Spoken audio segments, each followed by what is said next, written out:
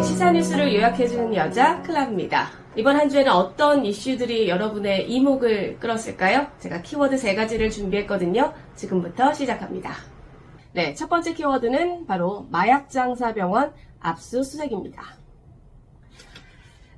사실 마약이라는 단어가 예전에는 개그 소재로도 쓰이기도 했고 그 중독성이 강하다는 의미에서 뭐 마약빵, 마약 이렇게 굉장히 스스럼 없이 쓰이기도 했는데요. 하지만 이제는 이런 말 쓰는 것도 굉장히 좀 조심해야 될 것 같습니다. 진짜 마약이라는 게 예전에는 정말 먼 나라 얘기라고 생각을 했는데 이제는 정말 우리의 일상으로 침투를 했죠. 올해 봄이었나요? 그 서울 강남가 학원가 일대에서 학생들에게 이 마약 성분이 담긴 음료가 건네지면서 정말 한바탕 난리가 나기도 했었습니다. 그리고 최근에죠. 이 롤스로이스 차량을 몰다 행인을 쳐서 이 뇌사 상태에 빠지게 했던 사건 기억하시나요? 이 남성 이 사건 전에 병원을 돌면서 마약류 의약품을 처방받은 것으로 알려졌습니다. 이 마약류가 미다졸람, 디아제판, 케타민 이런 거라고 하는데요. 이번에 이런 마약류 제품이 이렇게 많은지 알았고 이런 것들이 병원에서 쉽게 처방을 받을 수 있다는 것도 이번에 알게 됐습니다. 너무 많은 것 같아요. 근데 처방을 해준 곳만도 10곳이 넘는다고 합니다. 경찰이 이 10곳에 대한 압수수색을 이번 주에 벌였습니다. 마약하는 사람도 당연히 문제인데요. 이걸 팔고 유통하는 사람도 굉장히 문제죠. 그런데 이 파는 사람들 중에 의료인이 다수라는 그런 뉴스 보도가 있었습니다. 언론에 따르면 이 의료인들의 마약류 과다 처방이 계속해서 늘고 있다고 하는데요. 2020년에서 2022년에만 해도 그 병원 수가 259곳에 달하고 의료인 마약 사범도 2018년 58명에서 2022년에는 165명까지 증가를 했다고 합니다. 엄청나게 좀 빠르게 증가하고 있는 수치가 아닐까 싶어요. 무분별한 처방 그리고 마약 장사까지 문제가 되고 있는 겁니다. 여기에 또 하나 문제가 있는데요. 반성이 없다는 거죠.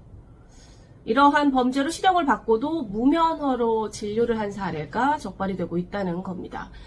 또 재교부 문제가 있는데요. 그러니까 즉 의사 면허를 죄를 지어서 취소를 받았다고 하더라도 취소 이후 처분이 완료된 뒤에 3년이면 다시 재교부에 대한 심사를 할 수가 있다고 합니다. 그래서 심사를 거쳐서 재교부까지가 가능한 건데요. 그러니까 이런 거죠. 한 번 걸리더라도 그 사이에 잠깐 쉰다든지 아니면 몰래 무면허로 진료를 보고 있다라는 거죠. 어쩌면 의사들이 조금은 자신들에게 관대한 이 법을 악용하고 있는 건 아닐까 싶습니다. 그래서 복지부가 이 취소 면허 재교부를 최소화하겠다는 방침도 밝힌 상태입니다. 참 그렇잖아요. 사람의 생명을 다루는 사람이고 또한 그만큼 어렵고 힘든 공부를 해서 의사의 면허를 땄습니다. 열심히 사람의 생명을 살리기 위해 노력하는 의사분들 굉장히 저는 존경합니다. 그만큼 그 면허를 또 쉽게 취소 처분을 내리거나 이렇게 하면 안 되겠죠. 하지만 의사가 성역은 아닙니다. 잘못에 대해 쉽게 용서를 하고 또 셀프로 용서를 받아서는 안 된다고 생각을 하는데요. 그러면 나쁜 유혹에도 빠지기 쉽고 또 도덕적 불감증도 심각해질 수 있는 거죠. 사실 의사의 면허 논란은 어제 오늘 일이 아닙니다. 다양한 문제로 논란이 되기도 했었는데요. 그럴 때마다 의사들의 집단 목소리를 냈죠. 굉장히 또 그들의 집단 목소리가 큰 것으로 알고 있습니다.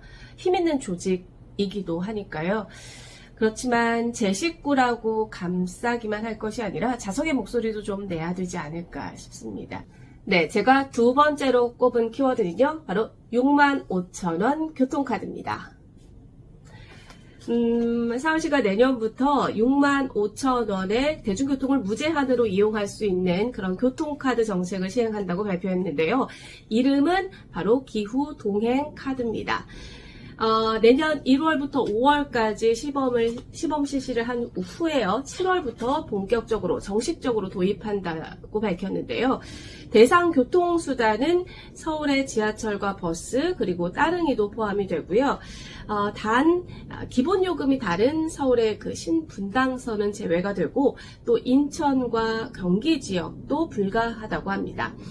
이 기후 동행 카드는 독일의 그 D티켓, 유로 49유로의 그 D티켓을 벤치마킹을 했다고 하는데요. 서울시에 따르면 정책을 통해서 온실가스가 32,000톤 정도는 감축될 것이다. 이렇게 기대한다고 밝혔습니다. 자, 어떤 정책이든 사실 이런 혜택이 좀 돌아간다면 문제는 재정이겠죠. 돈 문제인데요. 서울시는 시범 실시하는 5개월 동안 약 750억 원의 예산이 필요하다고 봤고요. 그중에 반은 지자체가, 반은 운송기관이 부담하는 방안을 구상하고 있다고 합니다. 자, 이 서울시가 이런 오세훈 서울시장이 이 정책을 발표를 했는데요. 발표를 내자마자 아주 반발한 곳이 있습니다. 어딜까요? 아까 앞서 말씀드린 것처럼 제외가 된 그렇지만 서울권을 많이 이용하는 경기도와 인천입니다. 이 두 지자체에서는 서울시가 사전에 협의가 없었다, 독단적으로 지금 발표한 것이다 하고 강하게 반발을 하고 있는데요. 특히나 경기도의 김동연 지사가 굉장히 크게 반발을 하고 있습니다. 제가 사실 이 키워드를 꼽을 때 그 부제로 오세훈 대 김동연 이렇게를 꼽고 싶다라는 생각이 들었었는데요. 아무래도 두 사람 다 오세훈 지금 시장은 국민의힘의 대선 주자로 또 김동연 경기지사는 민주당의 그 대선 후보로 거론되는 사람이죠. 그래서 이 두 사람의 이 정책이긴 하지만 신경전, 대권을 앞둔 신경전이라는 분석도 나오고 있습니다. 교통은 굉장히 중요하죠. 모든 국민들의 일상과 밀접한 연결이 되어 있고 그렇기 때문에 많은 분들의 관심을 가지고 있고 이 정책을 어떻게 잘 펼치느냐에 따라서 대권에 영향을 충분히 미칠 수도 있는 그런 아주 중요한 이슈이기도 하죠. 네, 여러분들은 이 정책 어떻게 생각하시나요? 한 달에 대중교통을 정말 많이 이용하시는 분들한테는 분명한 가격적인 메리트는 있을 겁니다. 많은 혜택을 받을 것으로 보이고요. 하지만 주 5일 출퇴근만 이용하시는 분들한테는 비슷비슷한 비용이 되지 않을까 싶은데요. 요즘 워낙 물가가 계속해서 오르고 있고 교통비라도 조금 줄이고 싶은 분들 많으실 겁니다.